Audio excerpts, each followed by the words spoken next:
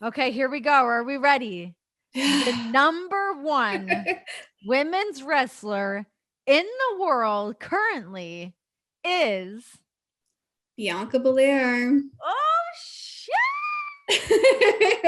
I Yay! mean, I think most people predicted it, right? What is it about Bianca that you guys love so much? Well, what isn't, right? I mean, Sure. she had so many moments from the Royal Rumble to Hell in a Cell to WrestleMania with Sasha Banks. I mean, the trajectory within a year basically of starting off where you were seeing these vignettes of her like working out and we were all like, when is she going to be in the ring, to now, to all that she's been through. I mean, it's incredible.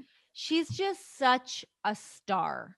Yeah. She is one of those people, I got to like share the locker room with her for a little bit of time, and she had been up on the main roster as I was there. So we got to like hang out a little bit. We never got to spend like too much time together, but she was one of those people that like as soon as you see there's like an aura around her. Like she's just special. Yeah. There's something so cool about her. And even if you outside of the fact that she's such an incredible athlete, she is somebody that the fans have obviously attached themselves to. There's no denying anyone seeing a star quality in her. She's fantastic.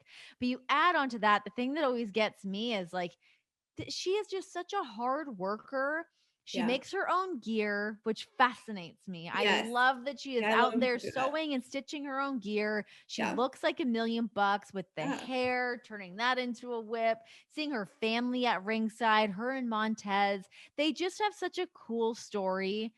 And they seem like the kind of couple you just want to like hang out with. I want to hang out with, and I want to be best friends with Bianca Belair is what I'm saying. They're their goals, relationship goals for sure. And she's, so this is where we got between 1 and 2, where it was like, how do we weigh Utami's like, incredible work rate to Bianca's intangibles? Because the thing about Bianca is that she's representing a culture that is not well represented, especially within women's wrestling, but especially in wrestling, period. So she got moments that were incredibly important because there are a lot of fans who are not seeing that.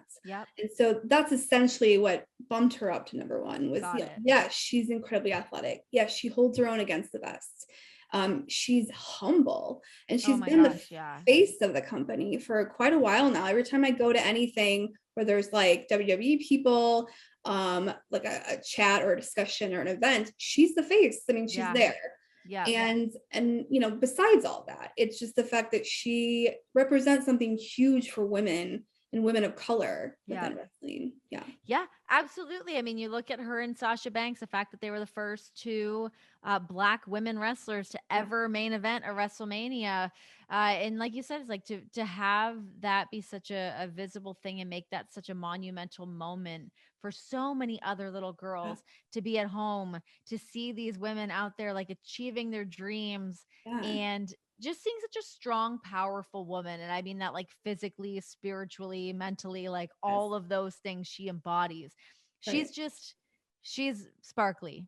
She's like such a sparkly, amazing person. And it's like I don't know anybody that can root against her. You just can't. Yeah, you can't. It's hard to root against. Yeah, there's nothing to not like about her. It's like and like for somebody like her to take to professional wrestling the way she has, also in such a short period of time. She's an athlete already, coming from, the Tennessee Volunteers, I believe. To what she's been able to do, adjusting to becoming a professional wrestler, and man, like a duck to water, the way she's been able to do it. To imagine like signing to NXT, getting her run there, doing her thing, to then main eventing WrestleMania. Like, God, who could have seen that coming? Like you want to be in her corner, you want to be on her team. Yeah. And the thing is, we didn't see it coming because the push went from 0 to 60. And we get a little bit like gun shy with that a little bit, that it's like someone starts to get a push and you're like, shit, are they going to actually get the push? Are we following through with this? Where are we going with it? So the fact that, even if you want to take a look at what happened with Becky Lynch coming back, at WrestleMania, SummerSlam. Woo! When was SummerSlam. it? Was it SummerSlam? No, it's like, SummerSlam. I'm what like month is it? Rumble. What was it?